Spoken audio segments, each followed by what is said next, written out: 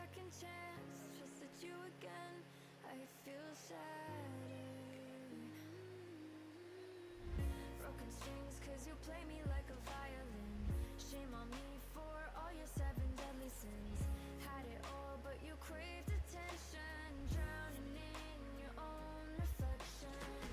Put me down just to see me get back up again. 6 feet under and you're ready to give all the pain. If I was your new addition, you make me part of your equation. Shattered from the past, wish you were my last. Shatter me to pieces like broken glass.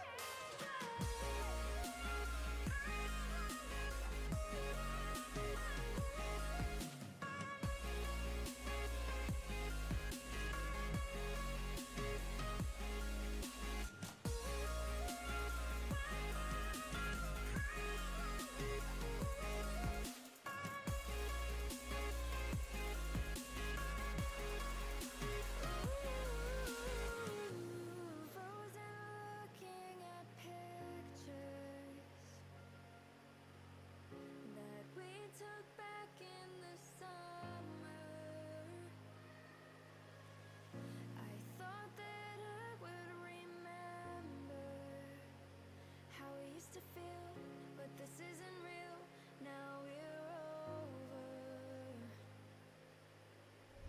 Take it all, there's nothing left here anyway. We used to talk, but now we don't know what to say. Now we're just two passing strangers. We tried, you lied, goodbye forever. Put me down just to see me get back up again. 6 feet under and you're ready to give all the pain. If I was your new addition, you make me part of your equation. Shattered from the past, wish you were my last. Shatter me to pieces like broken glass.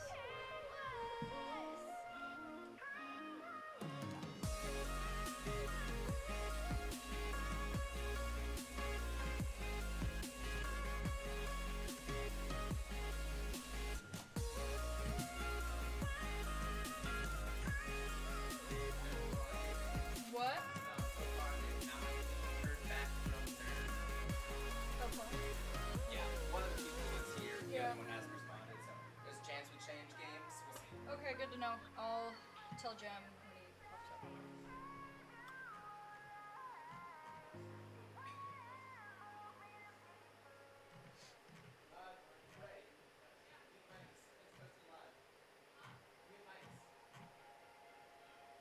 Came from a broken home. I've seen so many people go. Learn to make it on my own.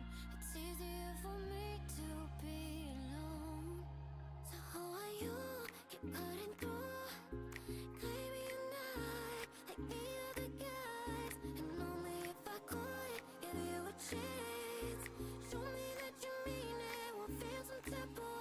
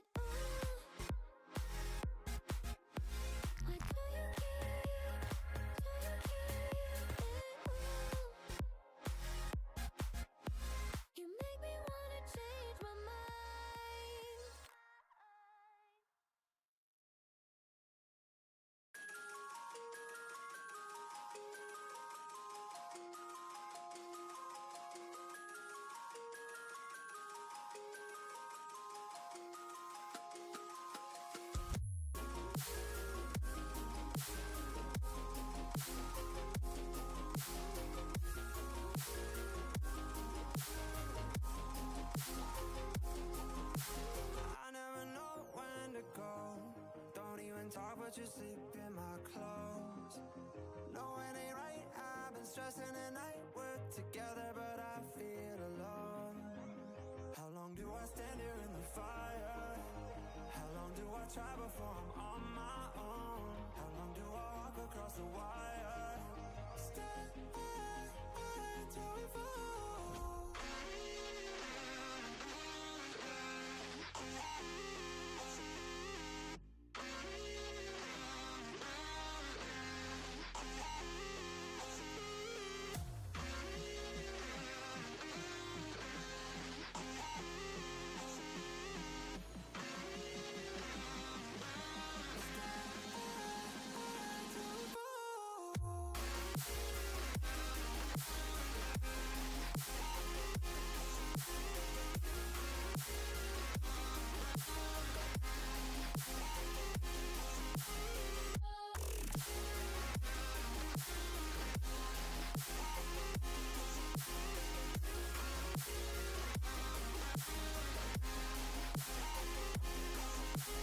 We don't know how to act.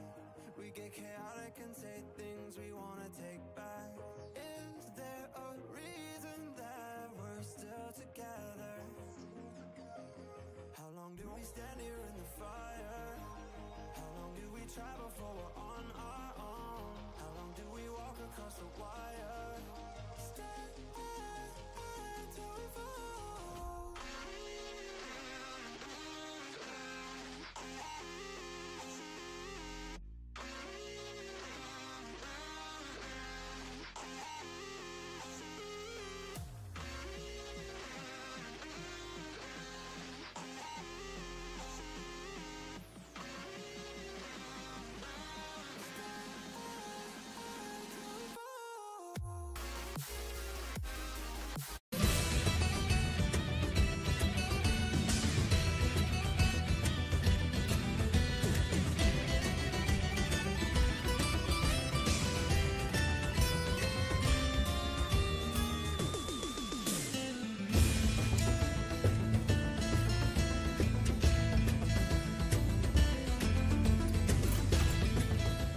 Hello and welcome to today's NACE broadcast of the Hearthstone 2023 Collegiate Challenge. We are here with the first day of qualifiers, or rather the second day of the first qualifiers. Top 8 players have moved on to see who is going to take the first crown of the year and make their way toward the grand finals happening later this summer. But for now, calling all of the action, I'm Jacob Palmer, joined by Audrey Norris to call all of the exciting card game action that awaits for you today. And it is quite exciting in terms of the greater scheme of the meta, Audrey, because we have got a new meta fresh out of the oven with balance changes. Oh, yeah. Just a couple days to go, Blizzard was like, you know what? Let's change up some cards. And so we're going into these couple next matches, like for the next, weeks or so with just a very new meta where people are going to be experimenting a lot. I mean, certain decks have just completely disappeared and some have started to rise back to their former glory now that other cards have been out of the way for them to step back in. Yeah, the balance changes have really shifted things up, especially in case of the nerfs that have been brought out. The main nerf that everyone's talking about was the nerf to Wild Paul Null. It used to have that interaction with Maestra. You could get a 0-mana Null on turn 2, which was disgusting. Now you can see Wild Paul Null says it costs 1 less for each non-rogue class card added to your hand. So that's taken Null off the table. Also, Sinstone Graveyard, everyone hated that the minion it summoned was stealth. No more. And with that, Miracle Rogue and Thief Rogue have kind of dropped off. Yeah, Rogue as a whole has been a lot more nerfed just due to its dependency on the non-rogue class, which is what it's pretty good at, but just like we were talking about, Wild Paw, Null is a big one. Something interesting for Hunter specifically was that Shock Splitter got its mana cost increased by 1. Everyone knows that it has been nasty with Bran, and so they're just trying to get rid of that right now. 'Cause I have watched, when I've used that deck, just the look of sorrow on people's faces as I throw out not one, but 2 shock splitters with Bran as their health goes from 25 all the way down to -7. Yep, added to another in the long list of cards that have gone because the Bran interaction is just there. Now we can see the first matchup that we have. It's going to be Tufts White versus Tufts Gray. And in the opening lineups that we see for these classes, it looks like we have Druid, Priest, and Hunter for Tufts White, whereas Tufts Gray is going to go with Hunter, Mage, and Death Knight. The band classes for each one are going to be Death Knight, and Shaman. So I bet I can guess what Shaman deck is banned because in the vacuum that's emerged after the nerfs, there's one deck that stood supreme. Yeah, no. Evolve Shaman has been really nasty recently. Now that it's like main competitors have been lowered a little bit, that one is just, its unpredictability makes it really hard to deal with it. If someone gets the right card setup and then gets the right luck for what they end up getting through it, oh, that deck is nasty. Yeah, it's basically the Goldshire. Goldshire has basically become the new Null, just something you cheat out with your mana, throw it down very early on in the proceedings. But with the Evolve, all of a sudden it's not a 3-5 like now. Now it could be all the way up to a 12-12 if you're lucky on the Evolve. Lucky for you, not so much for your opponent. opponent. Not so much for the opponent. Never feels good when someone's like, by the way, yeah, I just spent like 4 mana on this thing and now it's a 12-12. Have fun with that. Yeah, but we're going to push that all to the side because that has been banned. What I'm most interested in seeing is the priests that we have for Tufts White. And you have to question, what priest is it? Because in the card buffs that happened as well, we can take a look at the cards that were recently buffed. There were a good amount of priest cards that Blizzard decided to buff.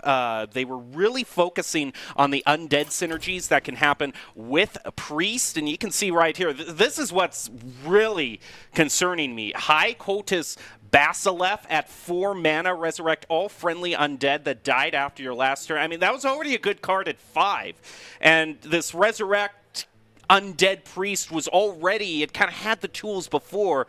But this could be a real sleeper deck that catches everyone off guard. Yeah, if you're not paying attention to what someone was throwing out or just in general, like what they have in their hands, something like any resurrection-based thing is always nasty in Hearthstone because there's just a lot of freedom when you're able to add cards to your board for just the cost of 4 mana. For putting out 1 card, you might get like just like an enormous amount of cards back just easily from that, and it's insane what that can do. So it'll be interesting to see if that's what we're going to get from Priest. Oh, you can see here what class needed the most help in terms of buffs. I mean, they basically threw everything in the kitchen sink at, I just want to point out Last Stand, okay? Oh, yeah. Last Stand was at 4 mana, draw a taunt minion, double its stats. Now it's 1 mana, draw a taunt minion, mana thirst 7, double its stats. Even with that 3 mana discount, I don't know if it's going to be played. Yeah, you know, I remember before this patch went through, you and I were talking about it and how we were like, that just,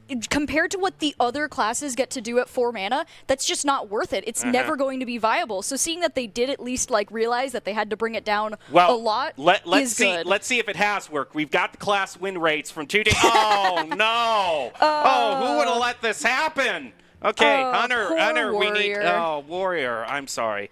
Oh, poor little Warrior. Hunter doesn't need any help, excuse No, me, it's but fine. it's Warrior that, Yeah, this was 2 days after the balance changes hit. Now, today, it's inched up there at 44% instead of 43%. A little bit just more. a little bit. But even the classes that have the worst win rates can still have sleeper decks I'd be looking for in Rage Warrior. And also, because we saw earlier on that buffs chart, Nelly is buffed a little bit, too. Pirate Warrior could be back. I love Nelly whenever I get it, because like I get it in my Hunter decks, like when my Colossus-based one. So whenever I get Nelly, I get really happy because I'm like, oh yay, it's the pirate crew. It's great. You would have been a lot happier if it was the original Nelly that made them all cost 1, and then you got 1 mana Mr. Smites everywhere. But now they just cost 2 less, which I think is a happy middle ground. I That's like a fair the discount. design of Nelly. It's just that Pirate Warrior was way too popular and powerful when she released. But we're ready to get into the current game. We have the lineups. Once again, I think we can look, as I think overall, I think we probably know what to expect from Hunter. It's going to either be Shock Spitter Hunter or the Beast Hunter. In terms of the Death Knight, That could also be interesting on the side of Tufts Gray because I think it's probably going to be Frost DK. That's been the one that we've seen. But here we go. We have Tufts White and Tufts Gray. Oh. Cardorn versus Table Crow. It looks like it's going to be Ramp Druid going up first versus... That doesn't look like Shock Splitter to me. No, this is more of a Beast Hunter, kind of a mid-range build. So I'm liking what I'm seeing so far. That's a huge mulligan there for Cardorn on the Wild Growth. You just start up your mana train and you don't stop a-rolling. And the real question here is, he's got the Wild Growth, can he find Guff? Those are his two things to do. Yeah. If you want your Ramp Druid deck to go well, you Oh really yes, want to... this is Beast Hunter! Oh, I love it! That's always fun. All right. Oh, and it's Beast Renathal Hunter, too. Renathal's being brought out. Okay, people love him enough that they're willing to play him even though the health isn't that good. But overall, for both of these decks, it looks like we're probably going to see a few boring first turns. Yeah, not a lot of low mana cost cards here, at least not until the Druid's going to start Wild Growth when they get their 3 mana cost here. It's really going to be the 3 mana play for each because you have the Wild Spirits as well at 3. It's also a question of if he wants to coin that out because if he knows he's going up against a Ramp Druid, the more minions that you can get out onto the field before that Scale of Onyxia hits. And we know that Scale of Onyxia is going to hit at 7. Oh, yeah, no, that's like the prerogative of Ramp Druid is as soon as you hit 7, you get that out on the board, you clear whatever is there, and then you just start bullying the opponent. Plus, he's got these 2 ramming mounts here. He knows he would have minions, too, so that would be my prerogative, yeah, to coin out the Wild Spirits. We'll see what he gets.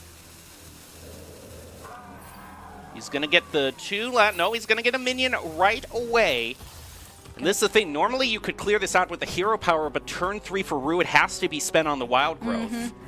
So this gives him something to put the ramming mount on. Yeah, which will be good. I like this. That'll be a good combo for the Hunter here. This paid dividends. And especially, it's going to pay more dividends later on because we have the Huntsman waiting in his hand. It's going to get more powerful with each minion that dies. And when you're summoning all 3 of the animal companions together, there is no better feeling. Yep, and there goes Ramming Mount. It's a really nice start for that card. Getting it already up to a 5/3 with a Death Rattle is really nice at the beginning here. He's going to do Nourish. Going to draw the 2 mana crystals. Or gain the 2 mana crystals. Now he can get a 1 hit for free with his hero power. Now, he could use School Teacher, but what I think he might do is might use Iron Deep Trog with the ramming mount to buff it up. That makes this next Scales a lot more messy because now there's another minion to soak up one of well pits. And not only that... Oh, he's going to do Doggy Biscuit and... Oh. Wait, okay, there we go. That makes more sense. Yeah, and that'll be nice, too, to make sure that Iron Deep Trog can really make the most of its effect here. Because Ramp Druid does like casting spells often enough that that's a viable. And frankly, all things considered, in terms of Scale of Onyxia is an infuse machine. You're using it to get your infuse effects, but it's the Hunter that has so much more to gain from the infuse. He's got the Sylvanas and Huntsman as well. I don't know if enough are going to die to trigger that Sylvanas, but that would be huge because then he could steal the taunt off of Miracle Growth. Yeah, it's not going to be enough to clear the board. Leaving them with the trigger. It's enough rams. to get Huntsman up. Oh, that's a great draw. Rat King is always annoying. Question is, does he want to use it or try to get a School Teacher combo? He's going to go for that first. Let's see. Anybody? Well, I mean, Stag Charge would summon another minion, too. The only thing with Shell Shot is that it can't necessarily it is a random one, so you can't really determine where it's going to go. Yeah. Pick me! Yeah, he's going to do Stag Charge. He knows he gets the 3 damage there, summons another minion. Ooh, and he got a Taunt minion, too, which is always nice to have with your Wild Seed. Frankly, I think he could be pushing lethal here. Well, that's a great draw off the Alistor. He's been nerfed, but he's still cooking. I think he's going to gain the armor here, though, so that he can cheat this out for 0 mana. He gets the taunt. He gets the Alistor to snipe one of the minions. He's also getting really close to being able to use Miracle Growth if he wants. But with just Astalor in his hand, that's just a nice, solid progression for him in the next couple turns if he doesn't have anything else he wants to play. He's basically reset his health. He's back up to 26. That's always a good card, too. The Pet Collector, nice. that's Yeah. going to get you a rush. We know that That's now, always good. since Rat King is in his hand, we know that that's going to summon the Saber. Ooh, yep. And Saber is always a fun card to have. Just a nice rush minion. By spending the Doggy Biscuit, he'll give the Pet Collector rush as well, so those could slam into the taunt should he want to. Just has to work out what trades he wants. I mean, I think you push the Saber into the taunt because you know you want that to die for sure. Yeah, kind of the whole point of the card is to get its death rattle effect out. Yeah, and that's Yep. he quite concurs on that line of thinking. And regardless of what he picks now, yeah, he can take out Okay, but this that. is delicious right here because now he can use the upgraded Sylvanas as well. Should that Miracle Growth be thrown down and you get a big taunt, Sylvanas can take that away. He's going to get his Discover. He's going to choose a Nixia, which is a good card no matter how you slice it. But here we go. This is what I was talking about. Yep. Draw your 3 cards, summon a huge taunt. It would be a shame if someone were to take that. Oh no, I wonder what might happen next. I think it has to. Oh, but you could Ooh. also use the harpoon gun to And get then you'll be able to get the... Yeah, but I the think it's Saber. just too much. This is too Yeah. big of a minion to pass up. I mean, Yeah. having 2 taunt minions on the field, that's always nice. Yeah. That's going to push him back down to lethal, so he has to answer back here. This means this next play has to be a Nixia, I think. That's the Yeah. only thing can clear out the board. If he wants to be able to keep up and keep his health up, he doesn't really have a lot of armor options, so being able to summon some more Rush Whelps is going to be huge. Problem here. is this isn't going to clear out the board, and I think with Huntsman, since it's summoning all 3 animal companions, you get 5 charge, plus the one that boosts your other minions. I think this might be lethal if he plays it. I think it is. It does look like it's going to be lethal. He's definitely low enough in health here. If he recognizes it. Because it summons the 5, it summons the boot. Oh, no, wait, he's 1 off if he uses it. He is 1 off if he uses it. I just did the math. Because it summons, at its base level, the 4/2, boosted by 2 health. Oh, that He's means that he has close. 11 damage, and he can't hero power with it as well. He is so close. Yeah, which might mean it'd be better to wait and just try and make sure that that doesn't get messed up next But turn. the thing is, you can't afford to wait Right? against a ramp Which is the druid. problem. That's the hard part about like Ramp Druid is sometimes if you don't have enough damage to get them out in 1 turn, it's just the question of whether or not you want to risk letting them mess up the strategy. All right, he's going to go for it. I do think this is the play you have to make. But the Druid, he has ways to build a lot of armor this next turn. Yeah, there's a lot of options here. Oh, he's going to Dredge. get another Raid Boss Nixia. No! No! You can't do this. No, that's not allowed. No! Oh, and he used a 0 card. The problem for is that. he can't use it this turn, though, because he's not going to gain armor if he uses it. Yeah. He's really He wishing doesn't have he had... enough board clear to be able to just use that if the card goes out. You know what he Oh. wished he had? Guff. Because that Oh, would have pushed yeah. him above 10 mana, and then he could have played Onyxia with some... I don't know if this is going to be enough armor necessarily. Remember, King Crush can also be Well- brought out next turn, and that's 9 charge. He might use the Death Rattle effect, yeah, to get the armor he needs here. I know, but he's still at 13 health, That's although enough. he can gain 8 Yeah. armor. That brings him to 21. that still enough with King Crush? He has 15, 13. I think this is lethal if he plays King Crush. Good old He just King Crush here. bring out the dino. End this right now. There's the big boy. There you go. Oh. Well played all around. Beast Hunter getting the first victory just by a hair. Oh. Oh, imagine if the Druid had Guff. Oh my That's just the gosh. main story. Is you think the Druid did well? Imagine if he had Guff. Oh man, the second Onyxia. If Guff had been in his hand, that would have ended so different.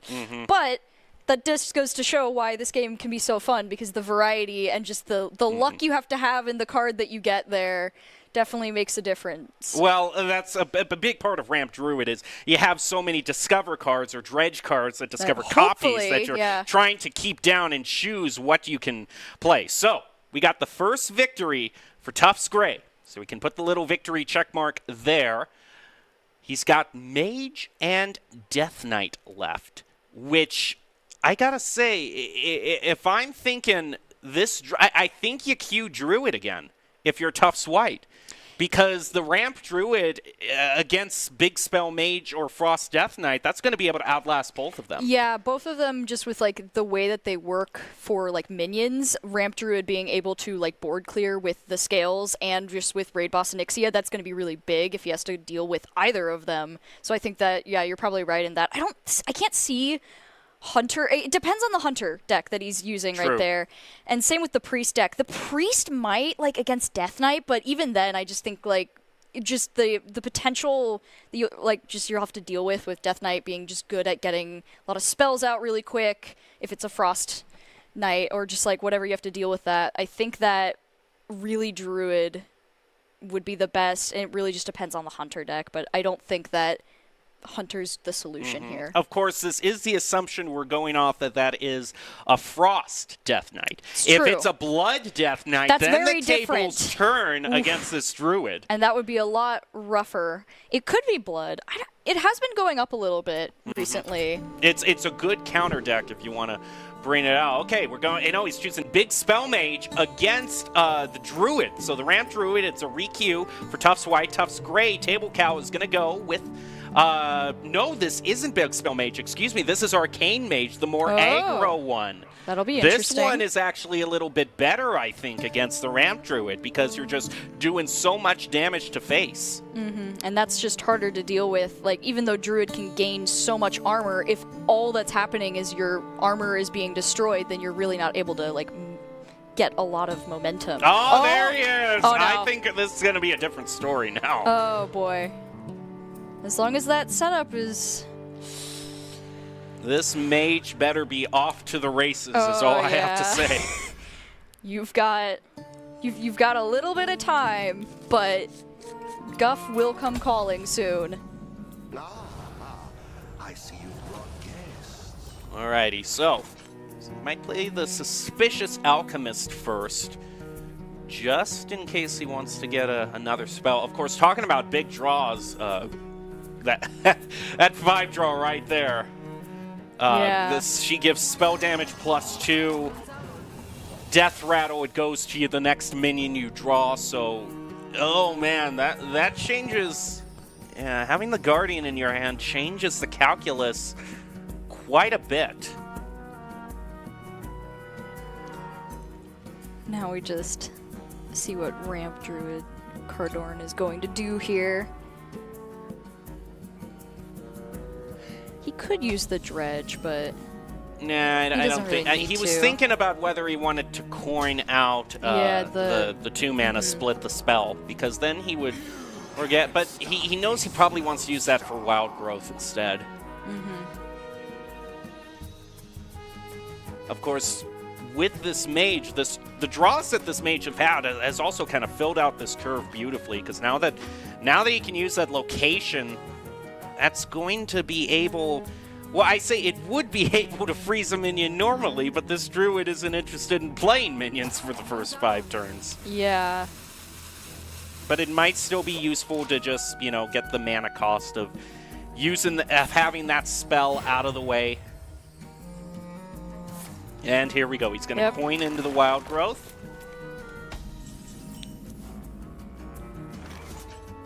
Flurry can buy you a time here or there.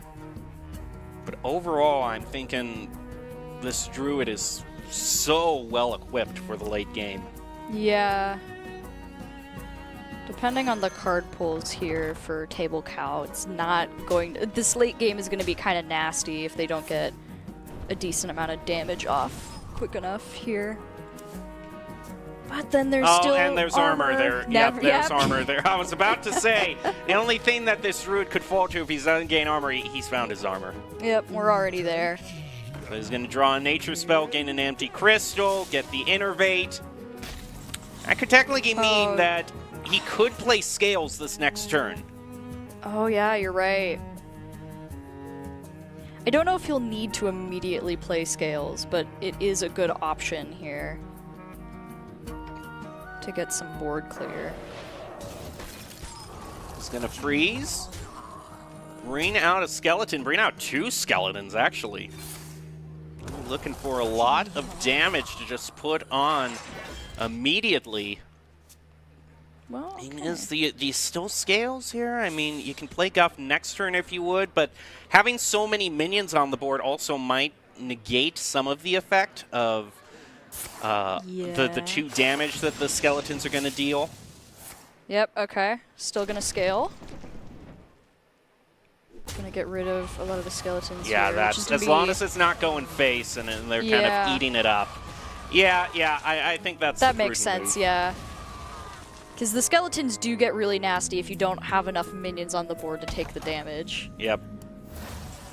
Next turn, especially if he had that card there, that would have taught you why you need to clear those skeletons, because he would have been able to clear his own and summon a whole bunch more.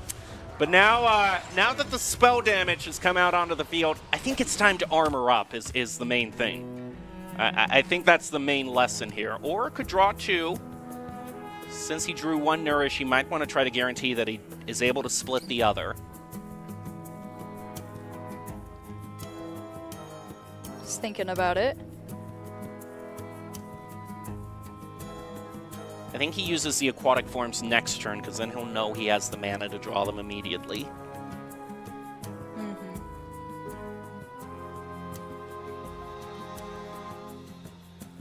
I think it's mainly just a question of what 2-drop does he, what 2 card does he want, 2 mana card does he want to use, or does he just want to use his hero power to, he's going to draw a card? Oh, well, that kind of makes the whole Jerry Rick Carpenter thing superfluous, because now he doesn't have any more choose ones to split. That's unfortunate, but he does gain access to the mana card increase, and we, as we know, if Ramp Druid gets to keep doing that, it's not going to end well here for this the mage is just crying right now at these. He wanted some sort of spell that could do face damage, but there isn't any. This game is like, oh, all the cards, his deck is just like, wait, what do you mean you don't want to deal damage to minions? I thought there were minions to deal damage to. Not in this case. Of course, it doesn't matter what deck you're running, that tower is always just the biggest, ugliest sight that you could possibly see. Because it's just this 10 mana albatross weighing down on you. But he's going to go with it. Maybe he's thinking, hey, he's not going to guess who in their right mind would choose the tower. And probably knowing that there's just not going to be a lot of board clear options right now. So now he gets a chance. He's thinking he might have chosen Flame Strike or Cone of Cold. But I don't know if he's really thinking if he wants to go completely big brain here and just say, click. He obviously chose the tower.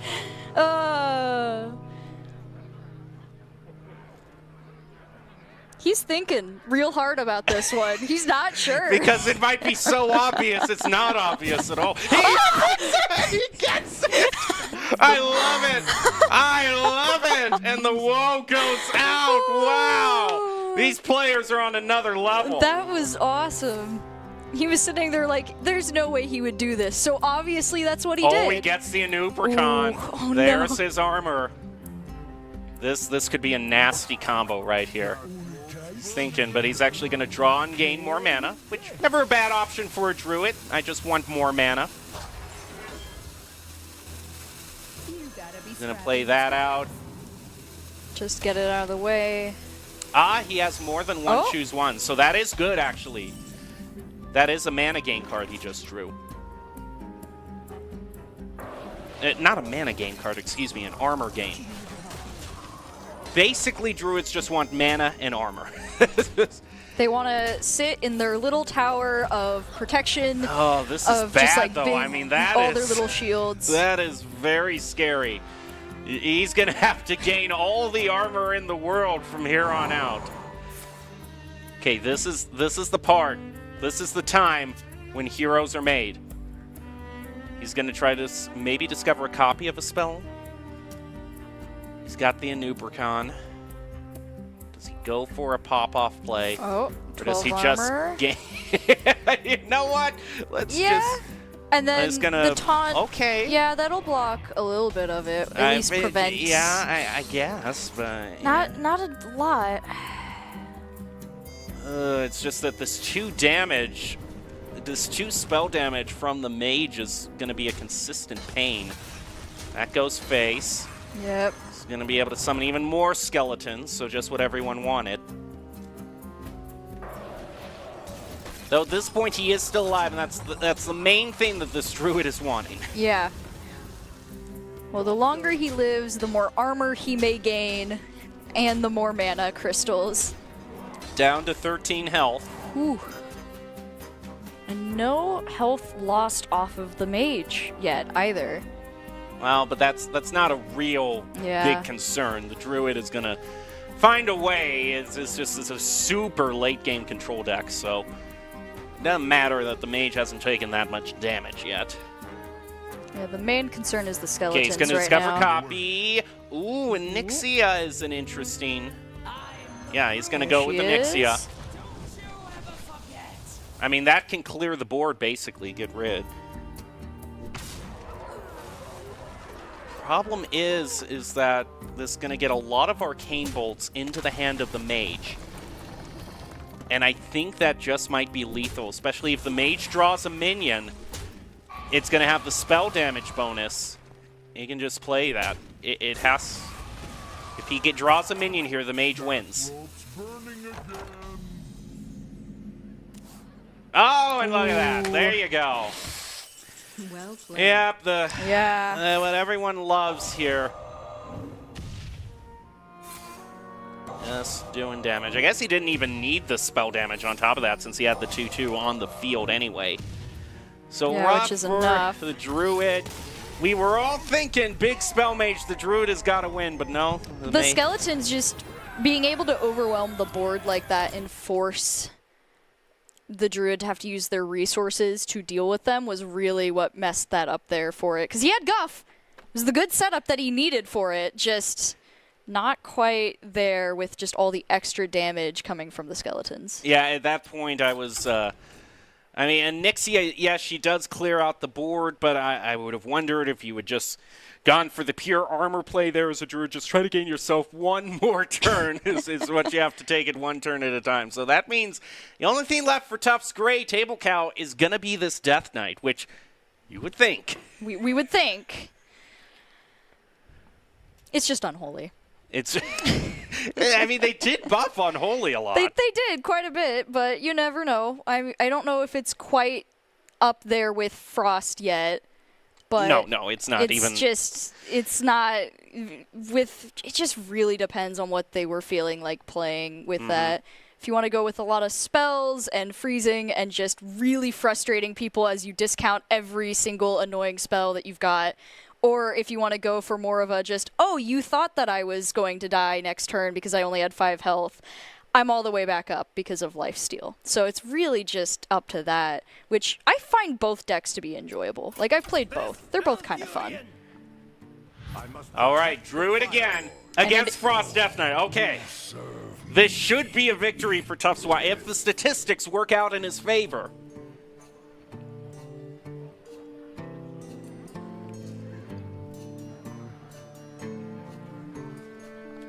Right now, going over the mulligans, I mean, you keep the wild growth for sure. Moonlit could be an interesting option if you want to try to find Guff in your deck, but it's always a random chance.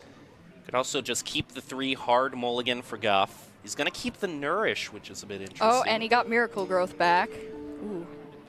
He got Innervate, which is always nice to just have in your backup, like for another option. Of course, we also know that this particular version of Ramp Druid that he is running has more than 2 choose 1 cards. So if he draws Jerry Rick Carpenter later on, he can know that he's still going to get value from that. So I can see this mulligan here. He wants to make sure that he has his key mana plays on 3 and 5. All right. We are off to the races, and Aston is always a good draw. That's always not nice a bad to have him. start to have, so you can start using him earlier on. He's just going to pass. And this is also a pass from the Druid. Or he could coin into Wild Growth if he really wanted to. Right now, what the Frost Death Knight deck here is really going to want to do is he's going to try to find as many very good frost spells as he can. So he wants to get copies of the Frostworm's Fury. So Harbinger's not a bad idea to get out, just so that way the Death Rattle can be procced to find some more frost spells. Draw. He's going to draw Underking. That's not bad as a 7-mana play. Yep. I like that. Wild Growth on 2. Would have been possible in the original version of Wild Growth, which was 2 mana, which was insane. Yeah. And Innervate gives you 2 mana crystals. So. I do remember that, yeah. Classic Hearthstone has changed my perspective on a lot of things. All right, 2 chip damage against the Druid. More Interface. This Druid is having the time of his life. He can use them to just go into the Nourish, gain 2 crystals. Already. And then he's going to use it to go into the mana growth. Oh, this is a really good start for him. Or just cheat out the armor. Yeah, this is... Ooh. Jeez, this is a really good start. Already high enough up to get Miracle Growth and with guaranteed 8 armor gained. Well, I guess more like it'll be 4 by the end of this, but that's blocking more damage for him, which, oh, man.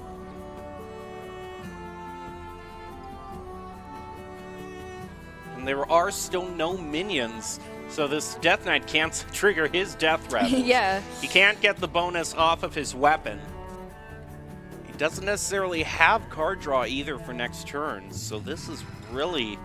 Yeah, and he's got to wait. a really big pickle. He might just try to, just get the train rolling on Alistor.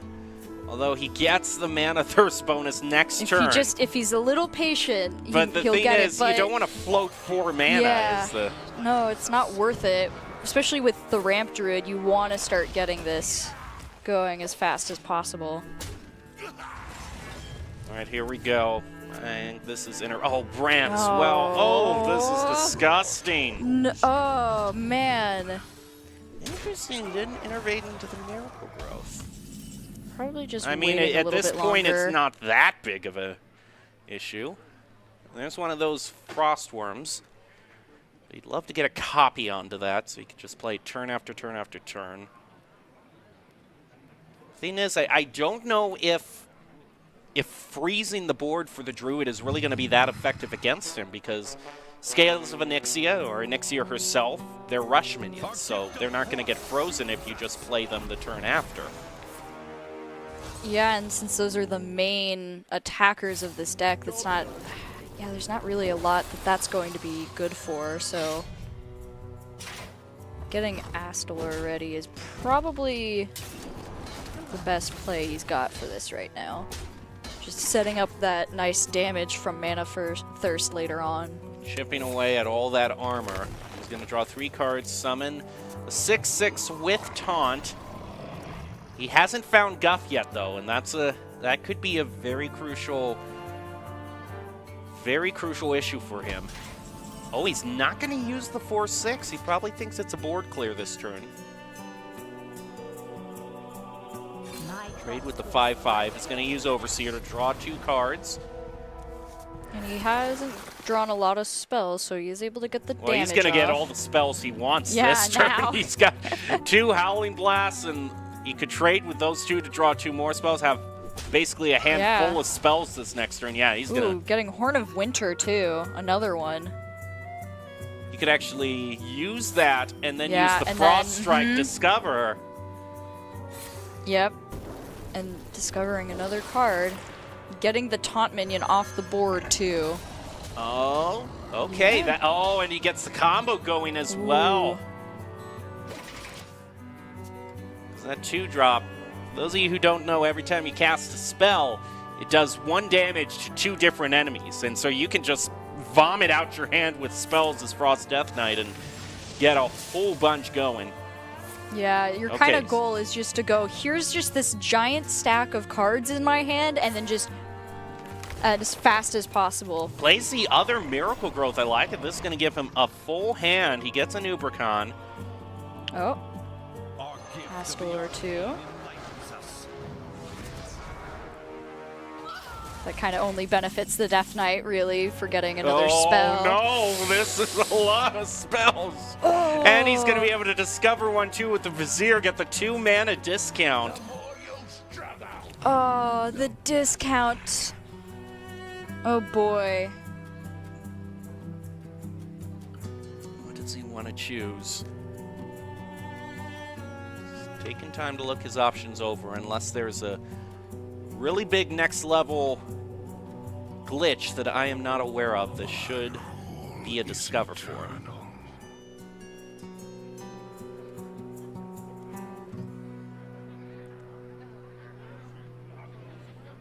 I'm not quite sure what has happened here. This Yeah. just doesn't look entirely kosher to me. It's still saying he can play the 7 mana, even though Yeah, I'm seeing 4. okay, okay. It was a discover effect. Okay, I do good, not have okay. to question my entire Okay, I'm existence. glad that we were on the same page, because I was like, why is the dragon glowing green? You only have 4 mana. All What right, is he's going gonna- on? Gonna try to get his combo going. There it is. Yeah, and that's gonna do Yep. the chip damage. It allows him. Oh, the problem is it didn't hit the Astalor, so it's not quite as big of a trade as he wanted. Oh, with the scales too. Oh, boy. But I think he needs a turn right here to. He needs to find a way to gain mana. I keep saying mana. I mean, he needs to gain armor. I keep assuming he has Guff. There's Guff! He found Oh. him! There he is! There we go. I think that's you what he's been waiting for. Oh, He's probably gonna try and board clear so the frost spells Yeah, don't. that means that this next turn is the opening for. Uh, I don't think it's lethal though. I no, don't. It's not no, lethal. he's still high up enough health-wise. It's close, but it's not going to be devastating immediately. Yeah. Oh, School teacher's a nice draw. let's see. And now we know for sure here. This is just we're waiting for the discover effect. So.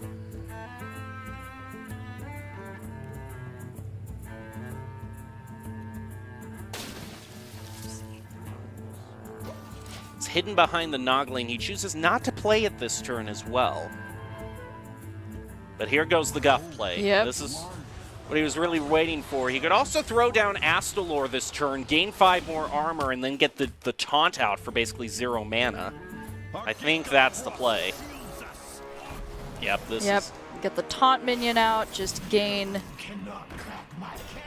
extra armor back, and now protect himself from any major attacks. Even with that 1 spell damage boost from Blood Mage, I don't know if it's enough to basically do 30 damage from hand. No, he has some good spells, but just not enough for that. And here's the point. I mean, yes, you freeze the board for the Druid, but That's at not this point, what Druid he can cares just about. play the Anubricon, armor up the Anubricon, and then he can cheat out a bunch of...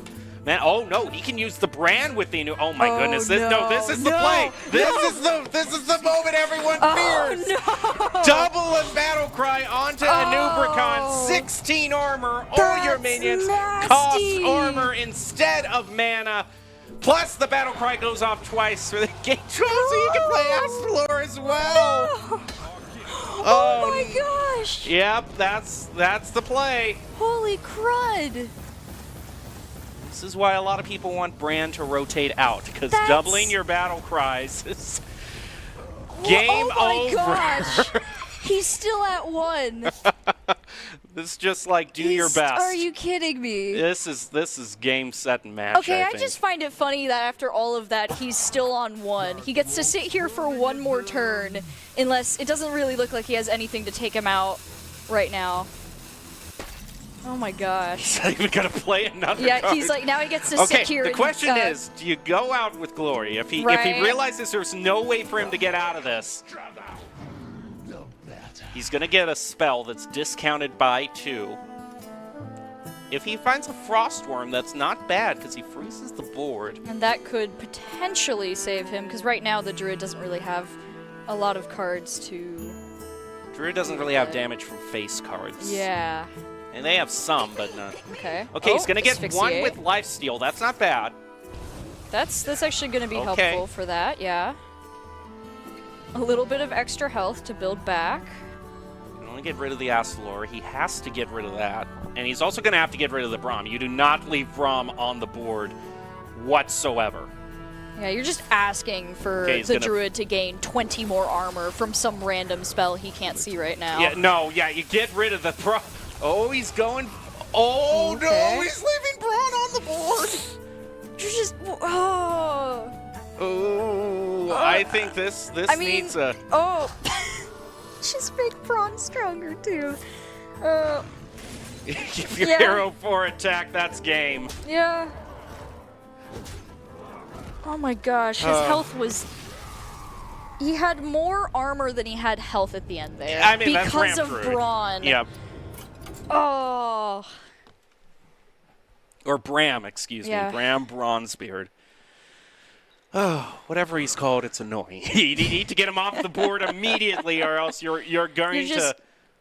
You're just asking, like I said earlier, you're just asking for his health to be doubled in armor. But at now that that point. we know that one of these players, he has to get through with Frost Death Knight, this is a good time actually for us to see what Frost Death Knight is all about, because I believe we have an overview of that class, everything that makes it work. You can see, and this one thing, you see the counter right there only has a 38% win against Ramtruid, so that was the right play. Keep going into the Ramtruid until you get the... If you need to get that through and that's the only favorable matchup you have, I don't doubt that. But we basically saw all of the key cards except for the Lady Death Whisper. I mean, if you get your Lady Death Whisper to copy that Glacial Advance or the Frostworm's Fury, you're sitting pretty. Yeah, you got a lot of damage and you've got a lot of board control just from placing her down and having her death rattle activate. But just in general, if he had managed to draw that card last game like we saw with all those spells in his hand, I mean, a lot of them probably would have been like deleted, but it would have just been a nice way to gain just as much extra damage as possible, and that's why that card is just so nice, especially at 4 mana too. The great thing is that this isn't going to be a sweep, so it's nice that all eight of these players, I should say, played yesterday in kind of the open group qualifiers to make it to the best of 8, and they're currently all in a bracket right now to play. Right now we're in the round of 8. Going to move on to the semifinals and then the grand finals later today. But this is just to see who moves on in the bracket. And right now the 2 remaining decks, one of them is this priest, and I was curious what it is, and oh my goodness, I hate this priest. This is the priest that discounts spells. Because yeah. Oh, yeah, good this- old Radiant Elemental over there. That's just it's... You know, I remember the first time I played against this priest deck, and I was like, oh, what does this one do? And then 2 Radiant Elementals went down, and I was like, oh, that's interesting. And then I died that And then turn. you died. I was dead Yeah. that turn. I was like, oh. Oh no! No! Speaking of 2 Radiant Elementals! No, the caster. Oh, great! Yeah, this is exactly what I wanted to see. Everyone get ready for a rousing round of solitaire. Oh, no. Oh, it's my nightmares all over again. Okay, I am rooting for this Frost Death Knight. I don't care if I'm impartial anymore. Oh. These Radiant Elemental combos are just filthy. Oh, poor Table Cow. If only you could see his hand like we can, and then you know you're about to be dealing with something interesting. Luckily, if he gets some board clear, like Frost, good old Frost Death Knight board clear, it's not the end of the world. And I think you just place against the priest. Yeah, I think you gotta place that down the tempo, or if you're really thinking it's gonna get cleared, at least hero power. Maybe put Blood Mage out, because he can just be confident with the... I mean, from what we can see, we know it's not going to be cleared, so the play here would be to get the 2-3 on board and just get some sort of tempo. Yeah. Because next turn he'll be able to cast a spell, so then it can start. If a Radiant Elemental here is played, at least it can be dealt with by this Death Knight. You could also just play the 1-mana spell and then know that nope, he's going to hold it. Yep, this is a kind of an Exodia situation he's looking for. He wants to get 4 Radiant Elementals down, and when that happens, it's just going to be disgusting. And it's an affront to everything. It's an affront to nature, an affront to decency. Abomination of It's an magic. abomination. Everyone was complaining so much about Miracle Rogue, but hey, that's not the only deck that can just play infinite cards. This Priest deck, even though it's not tier 1, it's horrible. If it's set up right, it's just all you can really do is sit there and watch as it happens. There's not a lot that can be dealt with unless you have some decent board clear for it, but even then. One thing I might want to get going here is a bit of card draw for the Death Knight, because he has some Frost spells, but he doesn't have the really decisive ones that he wants. He's just going to be content to go with Bonebreaker for now. Just get some chip damage in. All that he can really do in this point.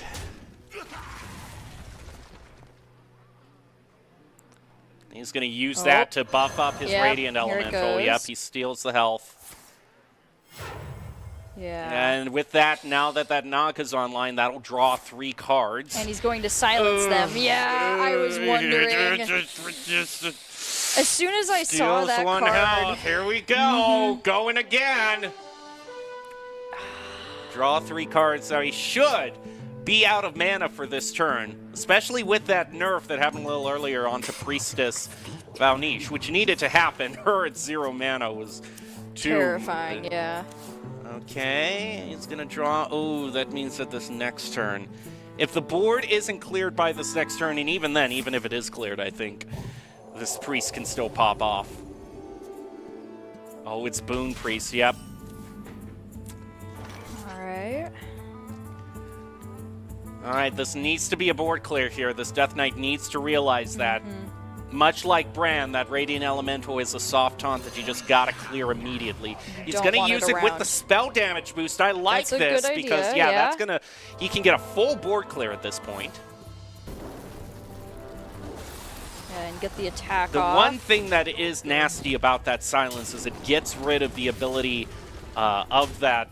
of the Frost spell draw. Yeah, and then also just... Yeah, no, it was...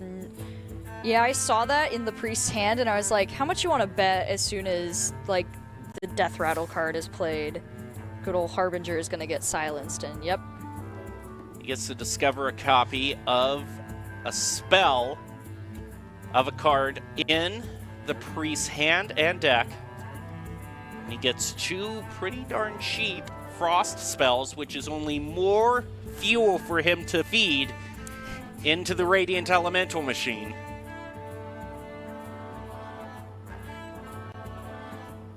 But this is the one thing, as much as I have been ragging on this Priest deck because I just personally hate it, I do have to hand it, it is a very hard deck to pilot.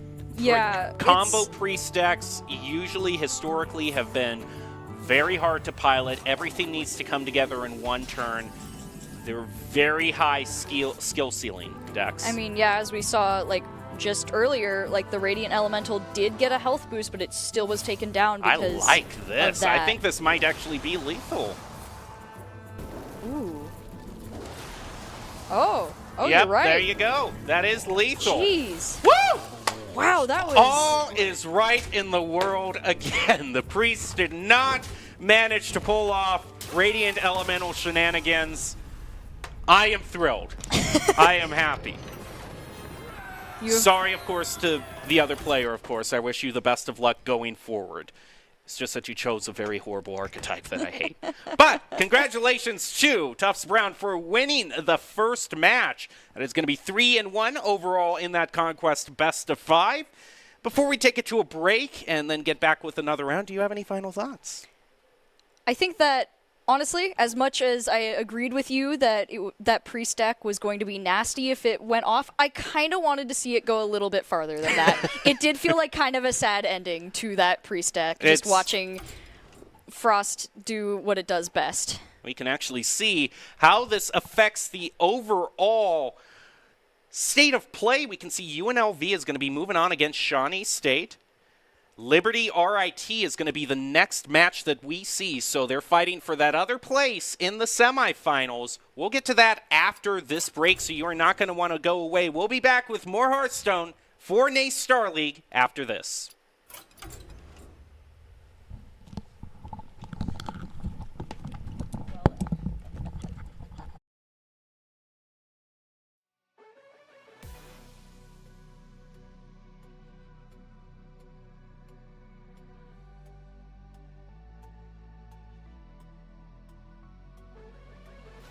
Falling away as I'm searching for with a break of a day to follow away to you. 'Cause at the end of the day, I ain't looking for no reason to change. 'Cause everything is good for you, baby. I can see. But the Druid, he has ways to build a lot of armor this next turn. Yeah, there's a lot of options here. Oh, he's going to get another Raid Bosanixia. No! No! You can't do this. No, that's not allowed. King Yeah, Crush. good old You just King Crush here. bring out the Dino. End this right now. There's the big boy. There you go. Oh. Yeah, well played all around. Beast Hunter getting the first victory just by a hair. Oh. Oh, imagine if the... Obvious. It's not obvious at all. He gets it. I love it. I love it. And the woe goes out. Wow. These players are on another level. That was awesome. He was sitting there like, there's no way he would do this. So obviously that's what he did. Oh, he gets the Anupricon. Yes, doing damage. I guess he didn't even need the spell damage on top of that since he had the 2-2 on the field anyway. So Yeah, which is enough. the Druid. We were all thinking big spell mage, the Druid has got to win, but no. The Skeletons just being able to overwhelm the board like that and four main attackers of this deck, that's not... Yeah, there's not really a lot that's going to be good for, so... Getting Astalor ready is probably the best play he's got for this right now. Just setting up that nice damage from Mana Thirst later on. Oh no, he can use the brand with the new. Oh my Oh, goodness! no, This is the play. This is the moment everyone fears. no! Double a battle cry onto the Oh. Nubricon. 16 armor. All your minions cost armor instead of mana. Plus the battle cry goes off twice for the game. Oh, I think this needs a. Oh! Just make Braun stronger too. If your Yeah. hero 4 attack, that's game. Yeah. Oh my gosh, his health was... He had more armor than he had health. Ooh. Oh. Oh, Yep, you're right. there you go. That is lethal. Jeez. Woo! Wow, that was... All is right in the world again. The priest did not manage to pull off Radiant Elemental shenanigans. I am thrilled.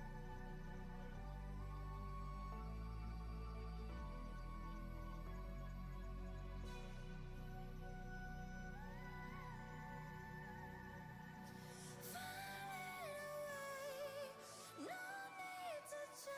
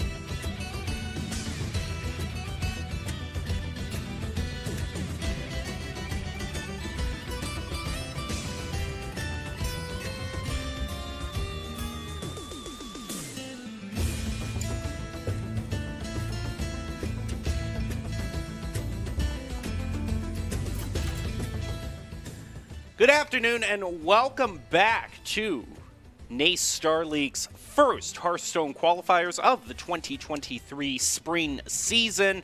We are currently watching the round of 8 battle it out to make it onto the semifinals to see who's going to move on ultimately to the grand finals in this first qualifier. I'm still your host, Jacob Palmer, joined by Audrey Norris calling all of the action for you. And this is a great start that we had to tonight. We just saw a 3-1 victory, whereas Tufts Brown moved on to the next round. Next up, I do believe we are going to maybe see Liberty University as one of the players. I am informed that one of these players has a player cam, so that's always nice that we can see their real-time reactions along with us. It's always fun to watch, like, when card pulls happens, like, what the general reaction is, because you can tell, I think, a lot more when you can see what the player is thinking, too. And so it's not just us going, oh my gosh, no, because we also have different information than them. So it's always fun just to see a genuine reaction from the people actually playing the game. Now the question arises as to what the choices are going to be for this players, and we can bring up overall kind of the meta snapshot again that we have of the class win rates and how each individual class is kind of doing right now. You can see Shaman kind of ruling the roost with its very killer Evolve deck that is really good. Also Paladin. We haven't seen any Pally today. Not and I yet. want to see some pure Paladin. In terms of the more kind of aggro decks that we see, pure Paladin is always fun. We've seen a little bit of Hunter as well. And mages, the only ones that we really haven't seen from the top run have been Warlock, Paladin, and Shaman. So I guess most of them. So Yeah, and last time we did have a Shaman deck as a potential, but it got banned, so we weren't going to see it regardless. we might 'cause see a lot of Shaman bans today. Yeah, I'm not shocked about that, considering right now what Evolve Shaman will do to people. Here we go. Okay. Oh, never mind. So we have Caster curse is RIT activated. versus Liberty University. For RIT, we have Druid, Rogue, and Shaman. And then for Liberty University, we have Hunter, Shaman, and Druid. And the Interesting. banned classes were, well, of course, the banned classes were the ones I wanted to see the most, Paladin and Warlock. But that's just how it goes sometimes. So now we're going to be able to see why, if we're to believe that this is Evolve Shaman, why this deck is currently number one in the meta. Why did it get banned in the first game? That's the question that we're going to see most likely at some point, considering both people have these decks. I wouldn't be shocked. Oh, wait, never update. mind. Okay. Never mind. We have one chance then to Okay. see it. So it's just the question of what they're going to pull in. It looks like Mage is replacing Shaman for RIT there. Okay. But we both have Druids. That's Yeah, we another still that's have that's Druid. another consistent. Which we've seen a lot of the ramp druid archetype, but we haven't seen a lot of aggro druid, which frankly one's I'm glad interesting. because that one's like, It's it's not my favorite aggro deck. Yeah. Let me just put it that way.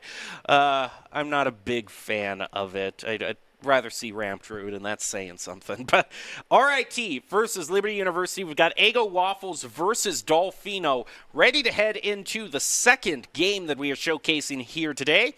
It is a best of 5, just like the first Conquest rules. You have to win once with every single deck that is on there. So now the time comes in where you're thinking, what decks have the best win rates? What decks have the worst win rates? Is there one that I just have to get through no matter what? So I'm queuing that first. This is where the strategery is brought into the mix.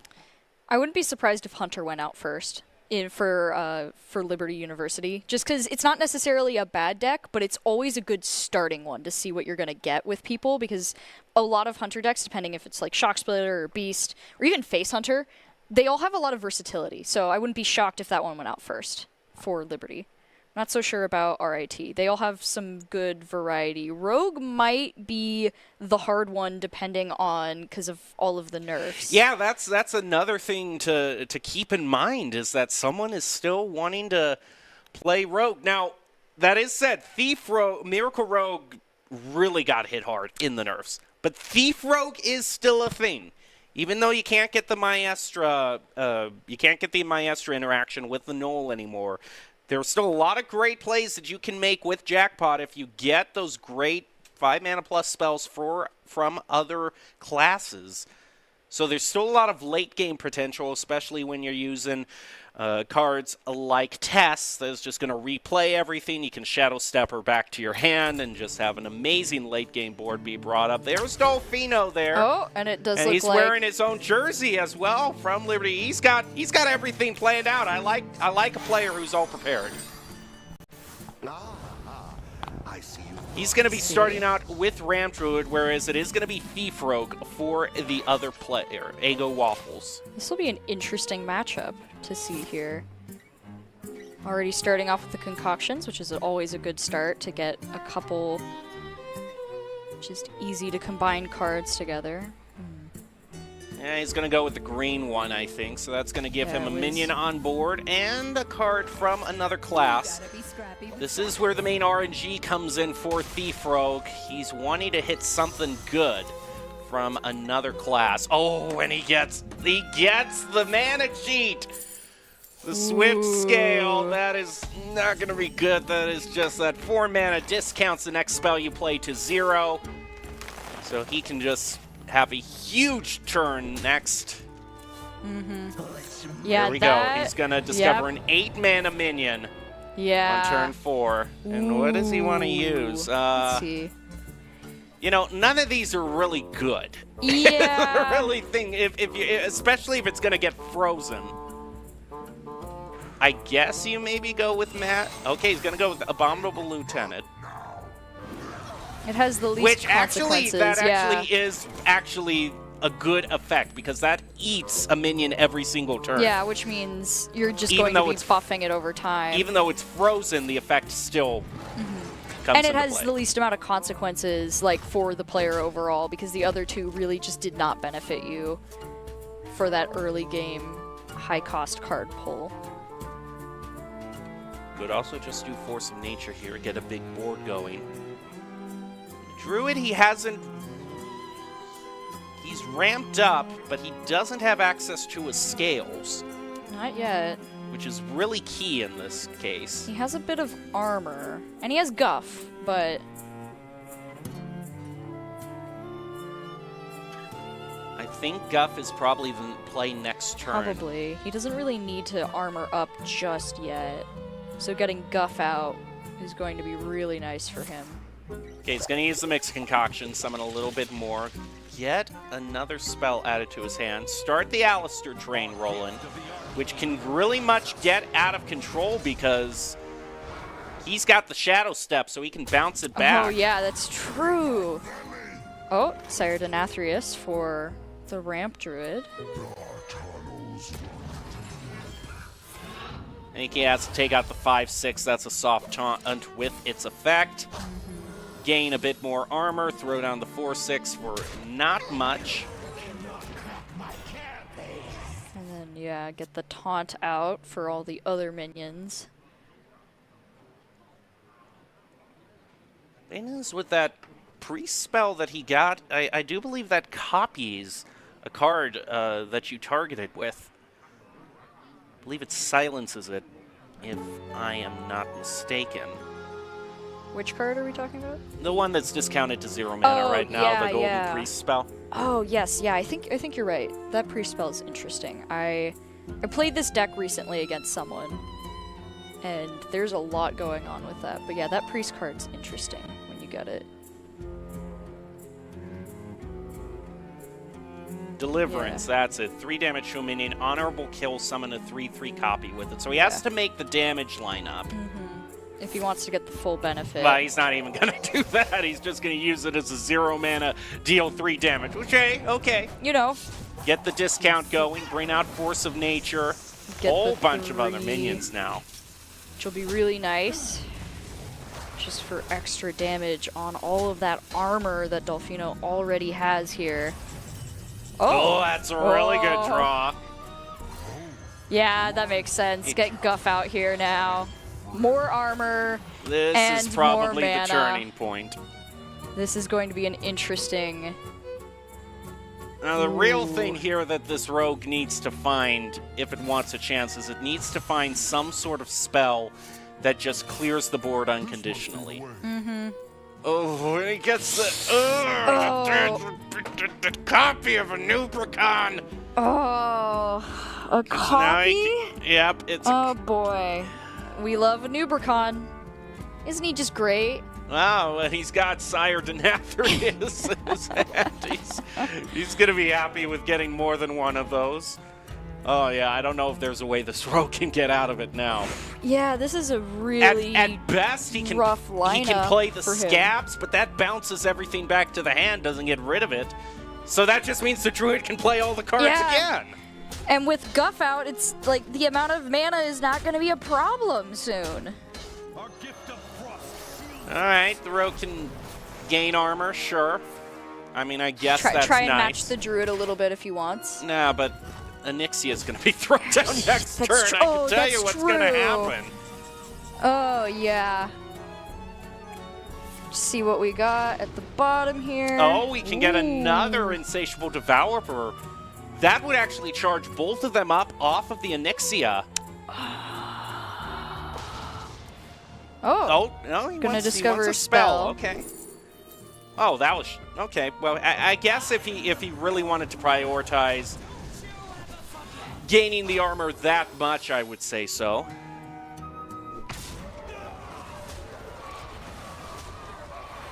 Oh, this board clear is just... And that Oh, for Sire, Denathrius. no. Oh, for Sire as well. This That's is going to be just- ugly.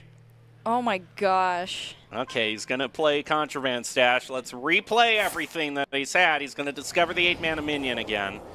Although this time it's random, I believe. Get a Yep, little bit deal of damage that, on but- Onyxia. Okay. Okay. Woo! Ooh. That's a Oh, that's he's got... a momentum swing if I have ever seen one. Especially he's playing right into the Insatiable Devourer as well. He knows. He's smiling there. He's like, that was it? That's your big swing play?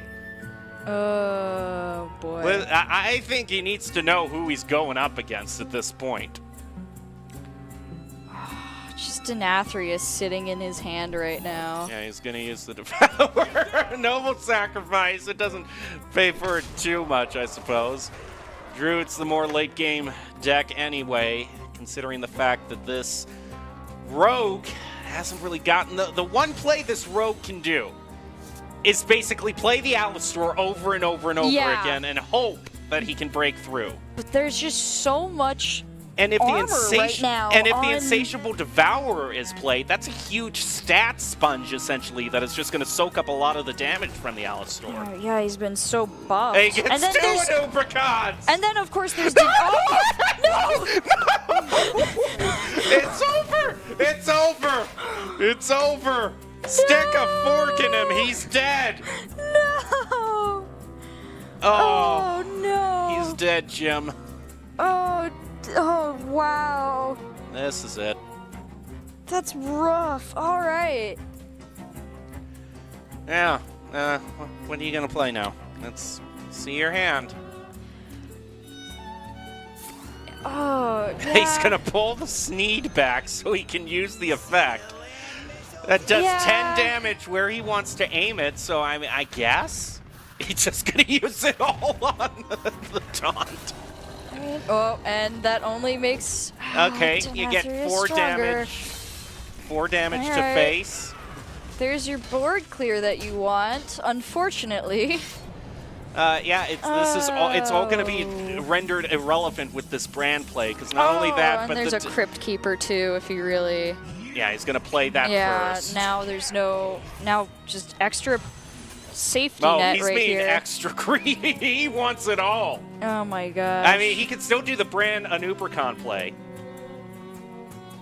I think you would Yeah. do brand Anubricon first because you gain more. Yep, there it is. You need to gain more armor off yeah, the Anubricon. and then you just. This is game. Oh my gosh. And now there he Because goes. he can wipe that up. I think he just placed a Yep, Nathrius here, and yep. that's game. Yep, there it is. Well, it's not quite game, but it It's would be close enough. close. That I think He's still set do it. up enough that it's going to be really hard for him to actually do anything about I mean, this is essentially game. I mean, you can't bounce it back. Now it's time for a Hail Mary play with the Sunwell. Let's see what we get here. I still don't think it's going to do anything, but, we can always hope. Because he can't bounce it back with Scabs, then you just No. play the whole combo again. Yeah, it really doesn't prevent He anything. needs to get something off of the Sunwell. So here we Yeah. go. All Last, right, Sunwell. what are you going to bring to us? Give him... Oh, okay. He's got Frostworm is not the worst play. No, because That would actually freeze. isn't bad. That's going to delay things a bit. That gives him a chance to figure something else out.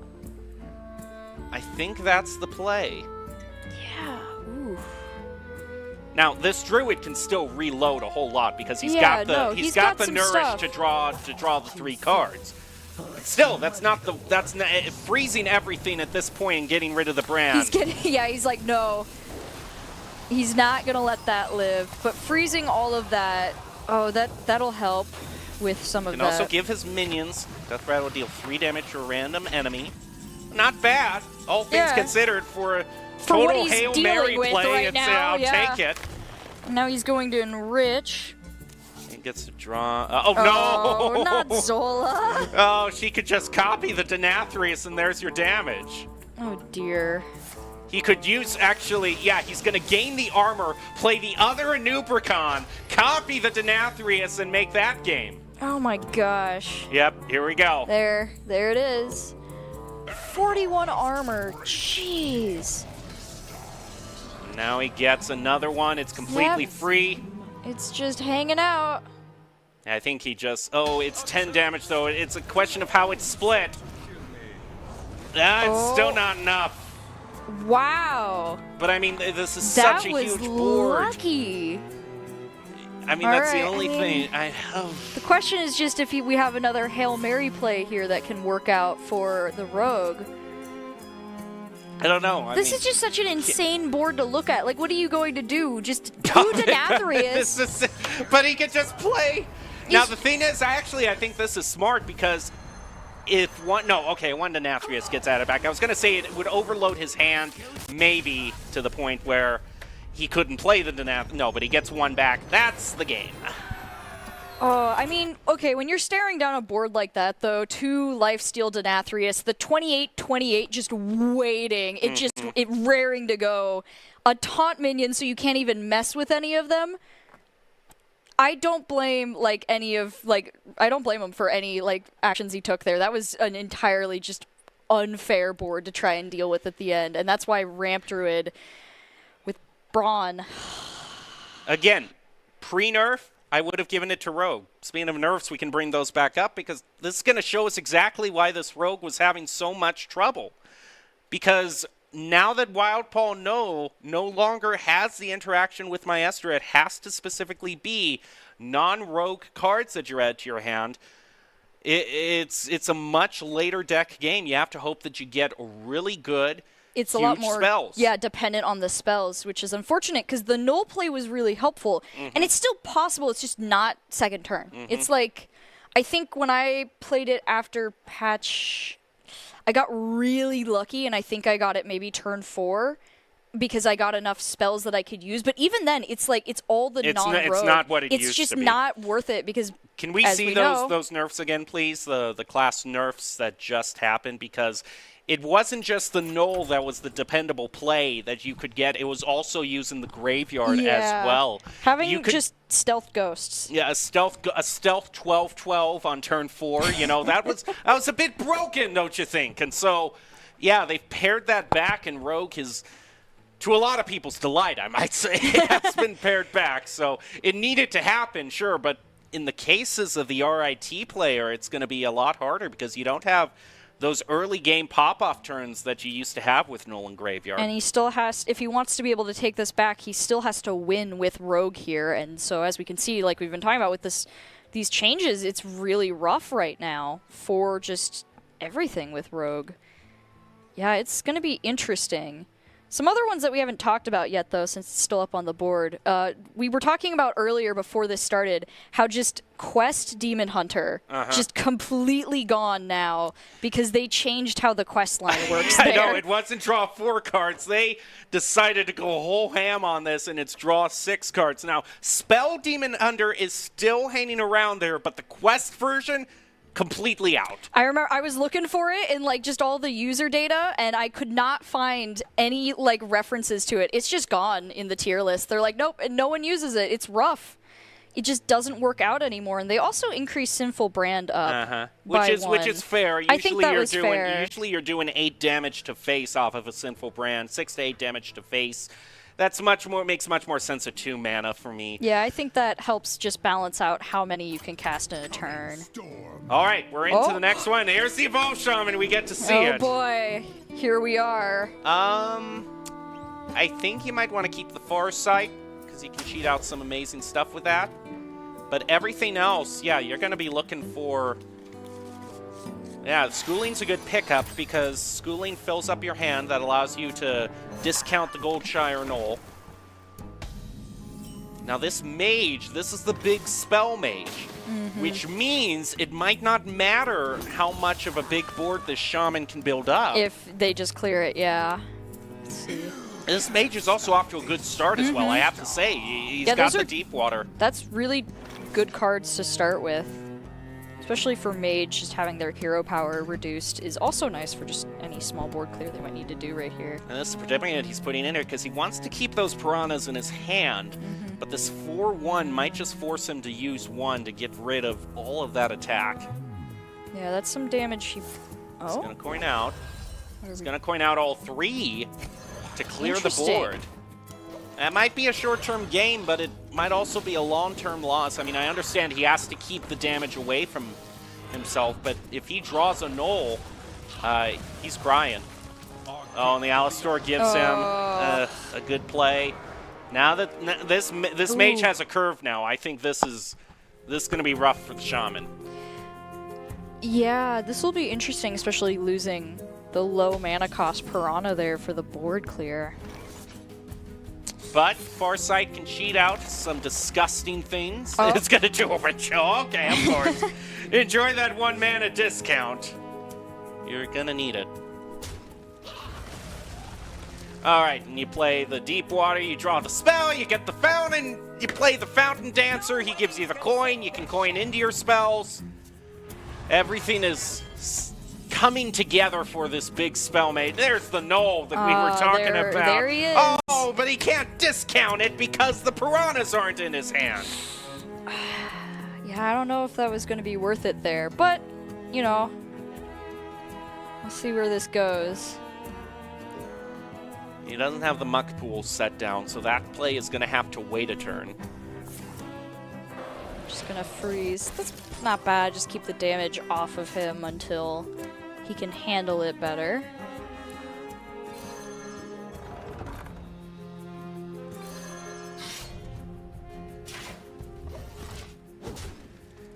He's going to have to be happy with 1 totem instead of a Knoll for this turn. Ooh, that's also another good card for Mage to stall things out. The Watchtower. At this point now, the Mage has 5 mana. So if he gains a coin next turn, he'll have 6. Having 1 coin wouldn't allow him to coin into the spells, so he might save that. Might just go for the Astalor and the big stats. Yeah, just get the... I mean, getting Astalor out and getting the final form is not a bad play here, yeah. He wasn't going to be waiting till turn 8 for the 5 armor. He doesn't really need it right now anyway, yeah. All right, now we get the Evolve coming out from the Shaman, so we'll see how the high roll works out. Do you get it? Okay, 8/8. Not horrible, but... Not great, not terrible. Okay, but 2 taunt totems is not bad for just kind of backing up what he's got so far. He's going to play the Dancer this turn because he's probably going to play Arcane next turn. Could freeze everything, or I do like the Okami play. Oh yeah, that's sitting there right now too. That's not a bad he's choosing Bad to idea either to do counter. that. Oh, his hero. Okay, knowing that his hero power is going to freeze because he's been saving it all this time since turn 2. Yeah, now he can play the Okami. And now Dolphino's got a lot to think about.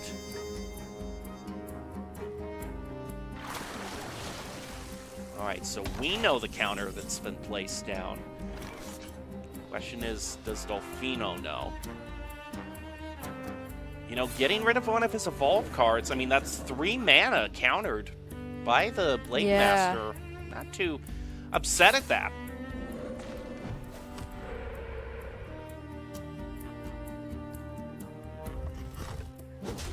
Oh, yeah, I think this... Because he set up for Rune. Oh, that's also a great finisher for Mage. Guitar Man, 10 damage to everybody. Great finisher.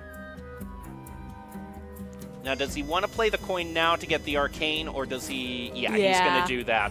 Like you were talking about earlier. And the thing is, that Primordial Wave that was countered now cannot devolve the 2 taunts. Nope, and now they just get to sit there. Ooh, yeah, 5/6 taunt minions. That That's can't be targeted, most importantly.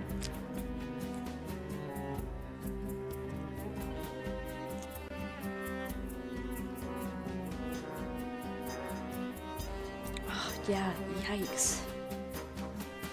Well, this mage is just thinking about how he wants to attack.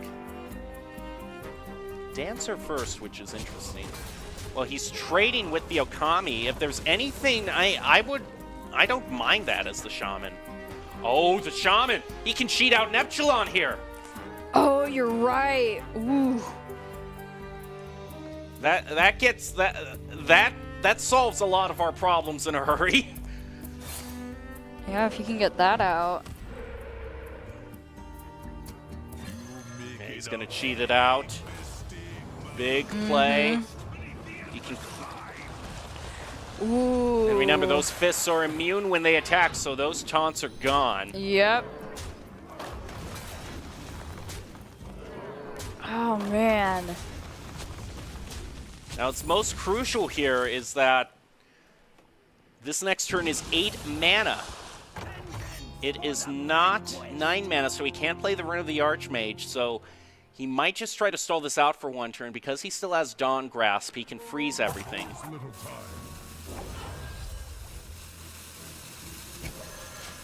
So what was looking to maybe be hopeless has been saved with that Neptulon.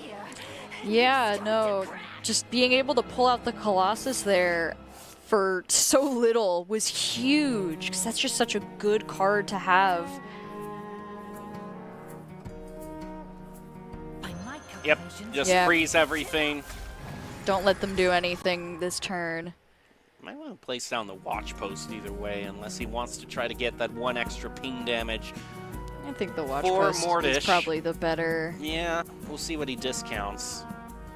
1 mana here and there can often... Nope, Oh, he's okay. going to... No, yeah, I guess This- getting one of the hands down lower is not a bad idea.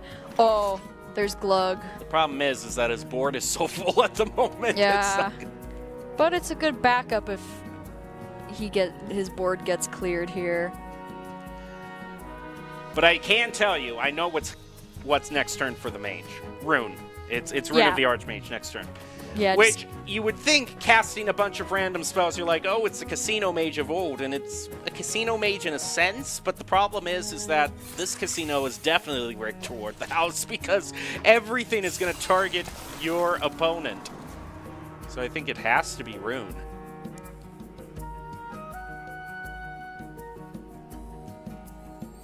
I don't really see a way unless he can...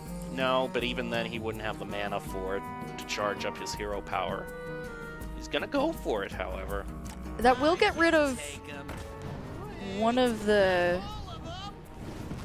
That'll get rid of one of the fists. This for isn't the worst Colossus. turn, actually. He's able to get rid of both fists, and he's probably thinking, if I can take the damage this turn just to get the charge on my Mortish, which I know is going to be a guaranteed board wide next turn. Yeah. Far watch. Problem is, Neptulon still has Wind Fury. Which is nasty, because that's, yeah, being able to attack twice with 7 damage as your base, that's nasty to deal with, yeah. Question is, do you want to play the Bloodlust this turn? It would give your Neptulin 10. That's 20 damage. And he's going to trade. Trade and then evolve. Oh, that's not... Well, nah. I was going to say that's not too bad, but it's... He's going to just do 14 to face. But he's got to know that that rune is there, so it's a puzzling problem for him because he doesn't want to load up too heavily on the board because it can be cleared by that rune. But maybe here's his main evolve play. He's going to play this. Bring out the tiny toys. And the evolves. See how this works out. Okay. Oh, okay. That's a scary board, I'll admit. Everything has to go. Stormwind. Oh no, Whoa. but oh no, the Fire Eye isn't charged up yet. Does he have? He gets it charged up! This is gonna be a complete wipe! Oh, that's the play! 10 damage to everybody. Back to start. Do not pass go. Do not collect $200. Head to jail, and that's it. Oh. Yikes. Oh, that... That is I have devastating. no words to describe that except that if only... I mean, we could... Just watching his reaction to that, you could see... He's not out of the races yet, that's for sure. No, that but just definitely complicates things for him. Been talking so much about Rune of the Archmage that I'm finally glad that I get to see it in action. 20 mana worth of mage spells to enemies. Okay, that's a good start. Hand reload, I love it. 2 damage, let's go. Let's get rid of Glug first. Draw a mech, that's not going to do anything. 3 mana wasted. Yep, okay, hero security as well. I like it. More spells, oh that's no. great. Thank you, Yogg. That is a nice play indeed. I'm going to trade that back. Now, does it clear the board? No.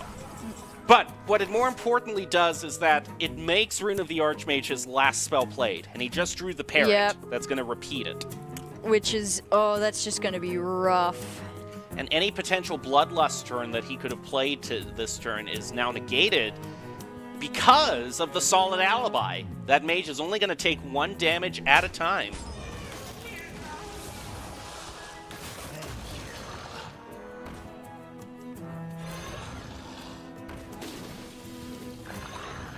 I think overall things have turned so much in this mage's favor that this is probably game.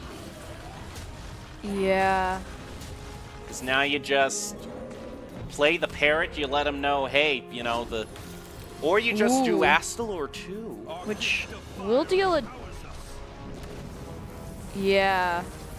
Oh, because he's got the freeze guy, so he's realized all the other minions are probably going to be cleared. What he doesn't want is for Glug to attack, because that's the only way that the damage can be cheated out. So him buying himself a turn, I do not object to that.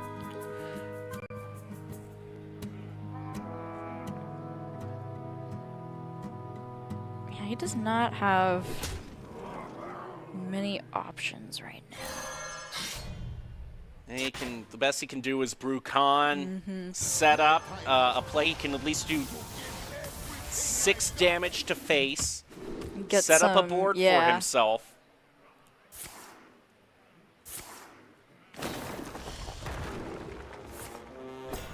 He's actually going to heal back up. That might place him out of range. Ooh, that'll help with Glug. This rune needs to clear.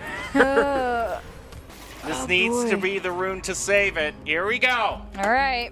I want to see a mass polymorph. Let's see some sheep out on the field.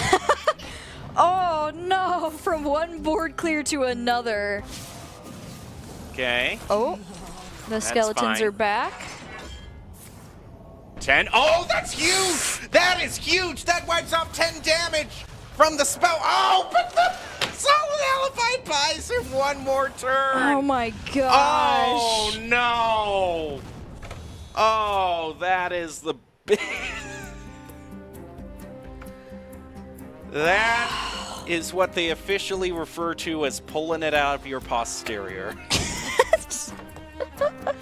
Because at this point, that one solid alibi buys him another turn. Glug? Oh, and Glug actually. It doesn't matter though. He can only take 1 damage at a time. Glug is only getting stronger, but it's not doing anything for him. I think that one solid alibi decided the game. Yeah, just being able to It decides the game. just. That is, I feel so bad for the shaman. Oh, it was one. I thought for It was sure. such a good recovery The potential. the pyroblast for sure. That's half of the potential mana spent on the random spells, because it's 20 mana worth of random spells. And then the solid alibi shows up and gets the game for him. Because this is what Mage loves best about those runes. Yeah, just. Oh, man. Now he can fire his hero power again at everybody. He's probably trying to find a way that he can break through and do the most damage. I don't know if he has 23 damage specifically. Thing is that he has to find one more way to freeze this. Good old This Glug. Yeah, because Glug will come back with a vengeance eventually, if given enough time, but.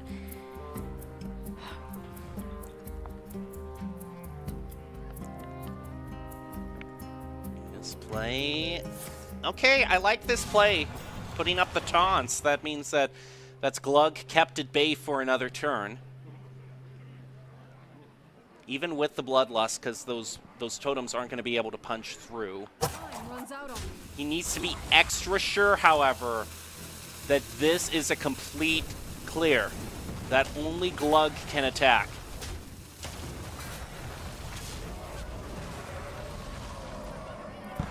Yeah. I find it very amusing that there is a 29-28 card on the field, and it can do absolutely nothing to change what's happening right now. What have you Like- done? Nothing! Like, one of the...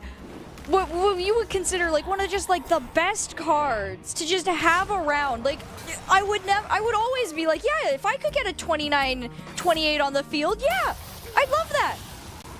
But Glug is just such a fun card, but no. He's just doing nothing right now because he's just being limited by the mage. It's insane. He's going to use his Evolve to get himself a 3/3. At least that can attack. And he's not getting the hero power that allows himself to do damage. And it's another freeze brought out onto the Glug. No! You have everything you could possibly want, and yet you can't use it. Oh, poor Glug. He lost all of his extra parts earlier on. It's just his one lone head trying to survive. I mean, realistically, he's not going to be taken out. He can discount it. The coin, the 10 mana coin! No! He can get it! Oh. Was it worth it? Was it really worth it holding on to that coin? Was that going to make that big of a difference this late in the game? Oh, instead he's got a 10 mana coin. Wow. And look, another Bloodlust. And everything's so expensive because of this watchtower. No. This is game right here. Oh my gosh. I know I've been saying this is game for the past, 2 minutes, but at this point, is this enough? There's like, the problem right now. It might be less of a problem now I with think that it is card. with that, because that's the smart play, because now if that 2 mana hits the taunt, it's over. Yep. There we go. The 2 damage, excuse me, and it does! That is game! Wow. The Mage Madness. Look at Glug. He's 44-40. He's And been was out frozen there. for 4 to 5 turns straight. What damage does Glug?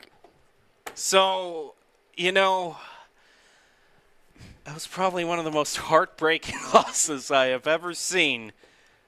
The Mage needed to walk the most narrow, straight path to win and found it. One of the strongest ways, Glug was so built up to, that's the dream right there. Especially after his board got cleared the first time, the fact that he was able to recover and then just got denied. Oh, that was painful. I think we all need to take a little bit of a break after a loss like that. So we will be back, see who wins in this RIT versus Liberty University matchup after this, so don't go away.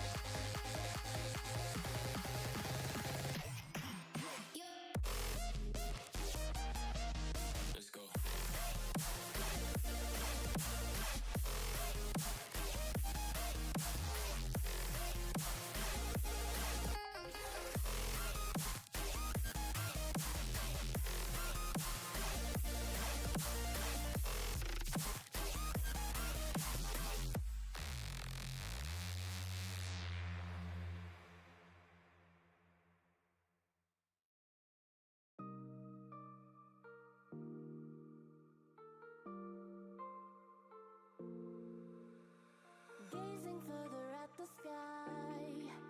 Is it morning when my place is night? Is it raining when my place is dry? I wanna see, I wanna know what's on the other side, the other side. I wanna travel the world with you. What's on the other side, the other side, wherever you are.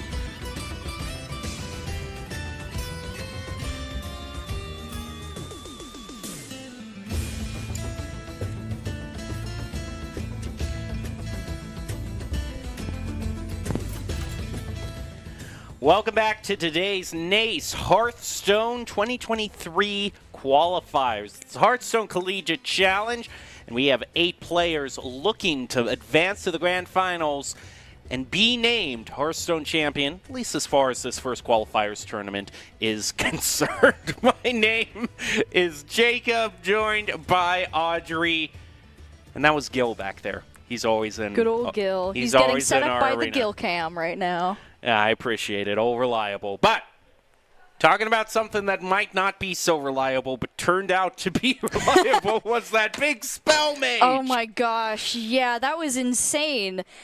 Those 2 alibi spells, that was what determined that game at the end there. Glug would have been able to break through if not for the second cast of that spell. That was insane. Now, the one thing, Solace is like, yes, that was a very tilting loss. I get that. I understand it. But this rogue still needs to get through for RIT. And as we were talking earlier today, Rogue hasn't been doing as hot as it used to be. Whereas Evolved Shaman should be best deck in the game right now. So it's going to be an interesting matchup Problem for that. is with that such a look at that jackpot followed by the two Swift Scales. How lucky is the Seiko Waffles guy? That is the perfect opening hand. That's a really nice hand. Also, just getting the concoctions there to start isn't bad either. See, I didn't see the first concoction. It was the draw 2, the yellow. Okay, that's always a solid. Does he want to go full thief here, or does he want to? He's going up against Shaman, so I would have chosen the purple, actually. Just get rid of the cards, yeah. Get rid of an enemy minion, because the Goldshire goes out. You want to find a way to just get rid of that.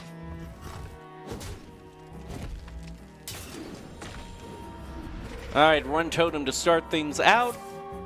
No doubt a jackpot, and oh, that is a bummer. Oh, in case you can't see, that 5-mana spell, it's a Demon Hunter spell that lets you summon a demon from your hand at the end of your turn. Randomly summon a demon from your hand at the end of your turn. That is useless, completely useless. The other one is the Warlock. It summons a 3/3 imp that attacks every 1/3/3 imp for every minion your opponent has, which Evolved Shaman decks like to go wide. So maybe, but so eventually not a horrible play, but wouldn't be the most horrible play this turn because it does set up a good amount of presence on the board. Just depends on what he wants to go for with it here. I've had so many of my rogue games thrown away because of that stupid 5-mana demon spell card. You know it well. Gigafin isn't bad. That's a board clear. Yeah. Yeah. Let's go with Gigafin. I love the big Murloc. Colossal cards are just fun. They're always fun ones, and Gigafin is a really interesting card. It's really good in the case here as well because you know that the Shaman doesn't have damage from hand. Yeah, so being able to just deny the board is going to be huge here. Right now, though, he's going to stall. Gonna be more than happy to just pelt damage on. Got another totem for himself, too, through that. And is he going for the evolve turn this turn? I would say so. I mean, gets him a bunch of 2-drops. But, I mean, it's more stats. It's better than the totem was. Thing is, though, because the opponent was devolved, it means the freeze no longer applies. So he can get one good trade in.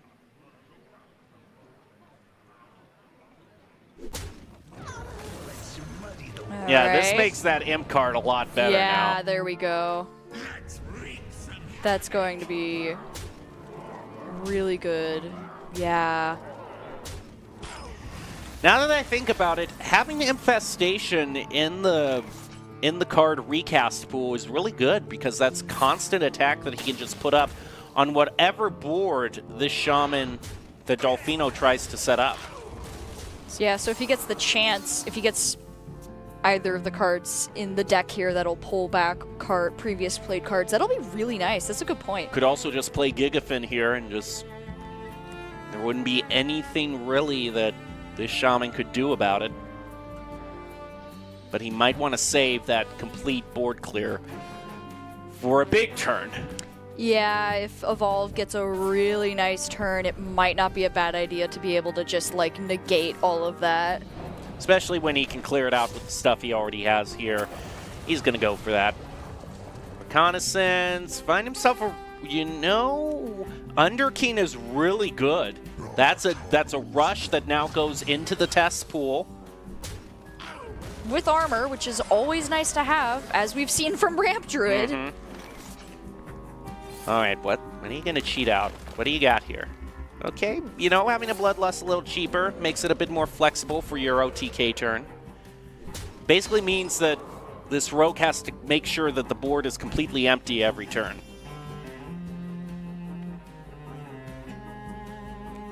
We also could have even further shenanigans as the Sunwell has been drawn. Okay, choice of concoctions. I would think the destroy, and then no, he wants more card draw. Okay. Card draw, never too bad. He's going to draw even more. Just more board clear and card draw. Oh, Putricide is nasty. Discover a he's going to do counter spell. Oh. That... Permanently having counter spell up on the field. Okay, this could be the Gigafin turn. All right. Let's see what happens here. What do you get? Yep. Okay. That's pretty good stuff. He's happy with that. But the problem is, I don't know if his heart is about to be broken. Yep, there No, it Liz, is. his reaction is going to tell everything if the Gigafin is played. I know it. It's tragic. Oh, and in the Putricide too to make a bunch of concoctions off of it. Oh my gosh. Oh, that is brutal. Ooh. Oh. Wow. He's gonna pull the Gigafin back with the Shadow Step as well. He gets 2 for the price of 1. I mean, that's probably the smart play, though, with Evolve Shaman. I don't blame him. Oh, my gosh. Oh, great. Neptulon can be placed. Not that that's going to get cleared out next turn as well. That's a nice big Colossal you got there. What if I just... Nom. Good old Gigafin. Oh, boy. You know, I saw the Shadow Step there, and I was just thinking to myself, he's going to pull it, isn't he? He sets up a counter spell, too, as if the Shaman didn't have enough problems. And all those concoctions now, too, Yeah, to be able to he's just, got like... card generation, card draw, enemy removal, minion summon. It's a nice little mix right here for him. The House of Eyes is gone, but I am undying. At this point, now this rogue is just waiting. He's daring him to fill up the board. Because we all know what's going to happen.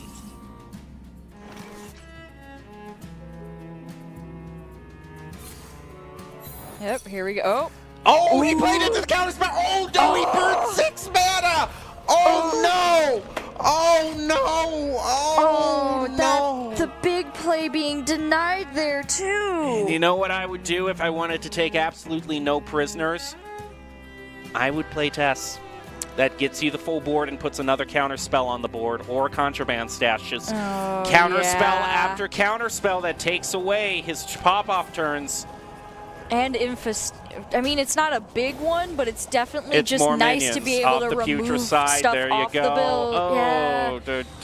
Oh, And there's another Gigafin. Yeah, luckily the effect doesn't go off when it's summoned. But he's still a off, 7/4. But it's still a 7/4, yeah. And with no real way to defend himself right now, that's not a 7/4 he wants on the board. So we have seen that Rogue, even though it's heavily nerfed, if you get the right cards off of Thief Rogue, you can still be quite a threat in the late game. Just play stuff over and over and over again. Yeah, and it just goes to show that, like, Evolve is really strong, but because it doesn't have anything but board potential, if its board potential gets nullified by something like as simple as a Gigafin getting pulled, it's really painful. And in the hands of this Rogue deck where they're able to just pull it back with Shadow Step multiple times, that's a really rough setup here for this Shaman. Well, and what's really the great thing about a deck like Beast Hunter that you're pulling out so many beasts? It's either King Crush, who has charge and can attack immediately. It's Hydrologon, who has rush and can attack minions immediately. And it's get the more Bear, heads, who's yeah. a taunt, so at least he protects you. All of the stuff that Beast Hunter pulls out has an impact on the board immediately. That's the one weakness with Evolve Shaman, is it can get very big minions out on the board. But if it keeps getting board cleared time after time after time again, you're There's not not a able to lot, yeah. capitalize.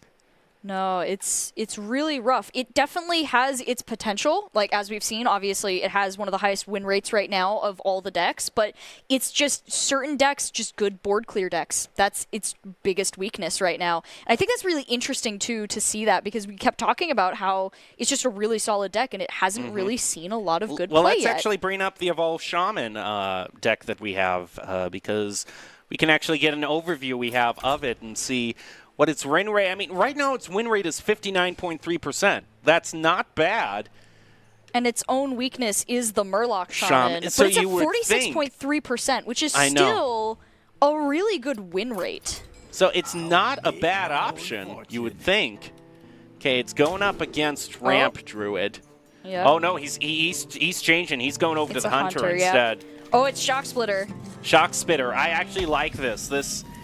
If he gets enough chip damage against this Druid, he can just use the Shock Spitter to go. And he's got Brian too. There it is. All That's right. good. Okay, That's a he very needs- good setup He for needs him. to build this up. Ooh, he's got a very And good setup already. He's got another Oh. Shock Spitter. Oh, if he wants, yep. Grab the Shock Spitter. That's the play. The Hydrolodon, I know the Stormpike, the Ram, and Hydrolodon, they look interesting. They're not. Just get the Shock Spitter. I love this deck, please. What have we here? Okay. Okay. The Ram is good for discounting, He's- that's for sure. But yeah, getting more than he's- 2 Shock Spitters is always nice.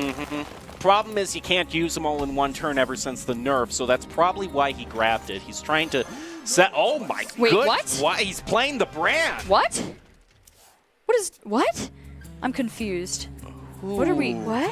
Okay, this is risky. I'm concerned but intrigued. I mean, he can maybe buff the brand, is what he's thinking. Maybe? This is a gutsy play. I'm all This for is it. I like moments like this. Like, This is it's- definitely a fortune favors the brave. Wow. Because he realizes that this Ramp Druid is not going to be able to answer this back at least until turn 7. So he knows this brand is safe, but Guff. there's the I don't know if this Interesting. still pays off. Interesting.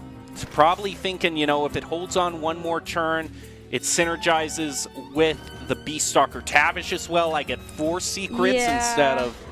That's probably what it is. It's probably the 4 secrets if I had to guess. he's because guess- that's just... What? He's Huh, guessing, okay. and I would say correctly, it's the move to make that he doesn't have scale, but in this case he does. You can see his expression. Yeah. Bran is gone, and now this match just got a lot harder. That was an all-in does- play. He went all in. Yeah, he does have Hydrolodon next turn, so it really just depends. And the other Shock Spitter is coming out. I mean, it's still It's within the not- realm of possibility. It's not impossible. It really depends on what Ramp Druid, like Ego Waffles, is able to pull out here with the Druid. Those secrets will be nice. Let's see, he's at, I think, 3 damage on... No, he's on 4 damage with this Shock Spitter now. He would need a couple of really good pulls off of his hero power. Get some huffers going. Problem is that's a great way to play around that secret. Yep, he gets the Innervate, plays around it.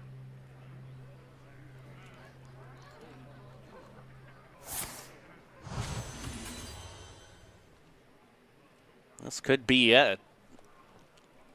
I mean, I guess you play the Hydrolodon here. Gives you a huge board, forces him to have a clear, which he doesn't. And he'll get rid of that first guy, which will give him an extra head boost, which will be nice. It's not out of the realm of possibility here. Yep, Miracle Crew. Because this is only a taunt. If he can get rid of this taunt here, find a way to clear it, he's got it. And the thing about the taunt... And he has to have it this turn here, too, because he just drew a Nubricon. Yeah, that... the taunt's not super dangerous just yet, though.